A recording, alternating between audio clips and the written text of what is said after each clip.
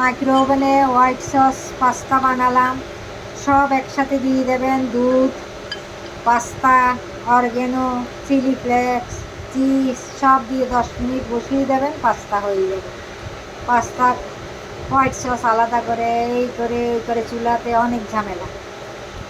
ওভেনে একবারে দিয়ে দেবেন, সব হোয়াইট সস পাস্তা রেডি হয়ে যাবে।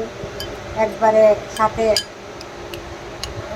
ইয়ের সাথে পাস্তার সাথে দুধ দিয়ে দেবেন, দুধ দিয়ে অরগ্যানো, চিলি ফ্লেক্স, একটু নুন, চিজ, ক্যাপসিকাম খেতে চাইলে ভেজিটেবল দিলে দিতে পারেন, গাজর, ক্যাপসিকাম এগুলো দিলে দিতে পারেন। সব দিয়ে মাইক্রো ওভেনে বসিয়ে দেবেন 10 মিনিট। হোয়াইট সস পাস্তা একদম রেডি হয়ে যাবে, একদম রেডি। খেতে একদম চুলার ভিতরে করলে যেমন white sauce pasta test, same test আসে। সব একসাথে দিয়ে বসিয়ে দেবেন, 10 মিনিট লাগে, আর বেশি লাগে না। রেডি হয়ে গেছে।